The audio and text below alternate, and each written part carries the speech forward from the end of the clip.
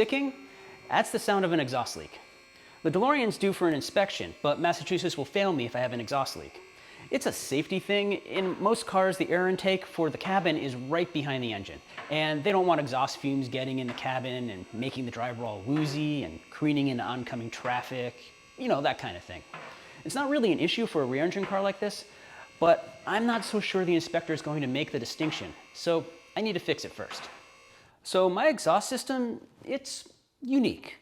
The stock system is pretty quiet, and I like quiet, but it's also notoriously restrictive. So when I had to fix some broken exhaust studs a few years back, I wanted to upgrade to something with a little bit more power. What I didn't realize is that more power means stripping out all the stuff that makes it quiet in the first place. If you want quiet, you keep your stock exhaust. The aftermarket caters exclusively to customers who want the power and the noise. I'm just the weird exception. I didn't want to go back to stock, so I did what I could to try to make a somewhat quiet exhaust system. The problem is you need a long exhaust path to disrupt the gas flow to reduce the noise. This isn't an issue for a front engine car where you have the whole length of the car to put whatever cross pipes and resonators and whatever else you want in her. But there's no room for any of that in a DeLorean. The muffler is an inch away from the main pulley. The only thing I could really control is which muffler I used. So I went with a Borla Pro XS. This seems to be one of the quieter aftermarket options, but that's only compared to the other aftermarket options. So it's not actually that quiet. The way it's mounted in front engine cars is that both exhaust banks from the engine go through the same pipes in the muffler, and they both come out the same end over here. There's a chamber in between that acts as a kind of cross pipe and allows the gases to mix and balance the cylinders. I set up mine so that the banks both go into opposite sides of the muffler on the top, and then go through that hole between the chambers before coming out the tailpipes in the bottom.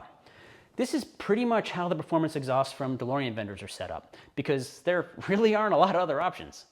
To try to make it a little quieter, I added some car chemistry silencers to the tailpipes. This actually does work pretty well. It reduced some of the droning and brought some of the noise down a little, but it's still louder than I'd like. I had considered adding 2 more silencers stuffed with stainless steel wool in the exhaust pipes that go from the engine to the muffler, but I was warned that if I blocked the exhaust flow too much that I could damage the engine. I'm just not sure what too much actually means, so I decided to skip that. But for as loud as it still is, the exhaust leak is a lot louder, so I need to take this apart and figure out what's going on.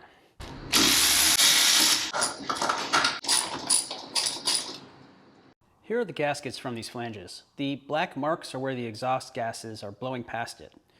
The driver's side doesn't look too bad, but the passenger side seems like it's leaking a lot more. I think the bolts just might have gone a bit loose, so I'll just tighten them up and see if that fixes it.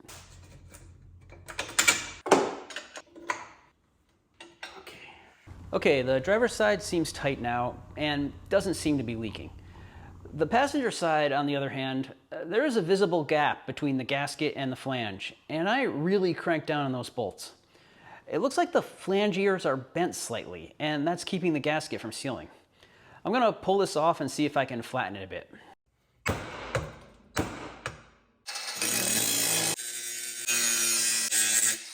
Okay, so now it's more flat, but not actually flat. I'm just gonna mount it and see how it goes. Well, it's better, but there's still a gap. I'm just gonna put a second gasket on there and see if it helps. I really need to get this thing inspected.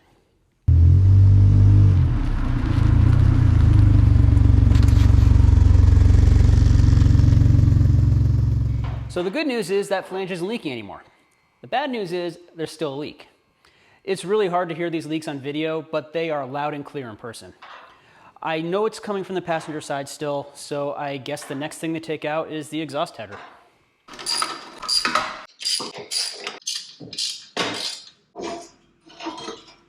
Okay, so it looks like these welds failed. That explains a lot. I had this happen a few years back on the other side. A friend of mine was able to weld that up for me.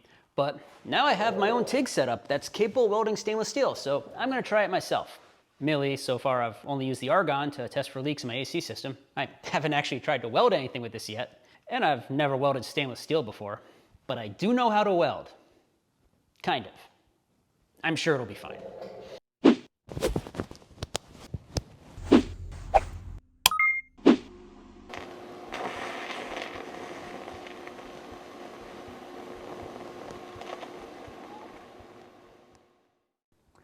Okay, so my attempts to do some basic stainless welds on some scrap didn't go as well as I'd hoped. Or at least not good enough that I'm willing to test my skills on a $600 header. So Jeff here came down to give me a hand. He welds as part of his job, but even he had some trouble, so I feel a little better. But thanks to him, the header's in one piece again, and it's back in the car.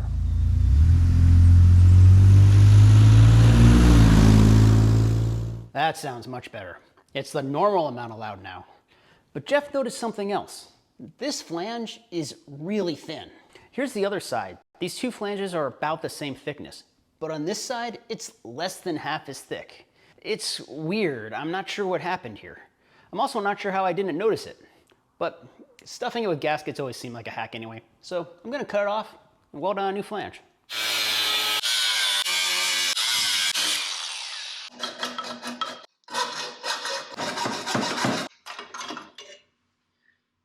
All right, so here's the old flange. You can see just how thin that is.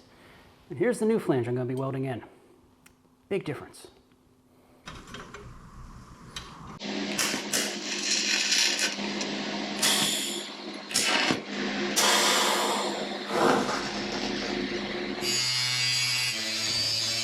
All right, so the new flange is all welded up and bolted in.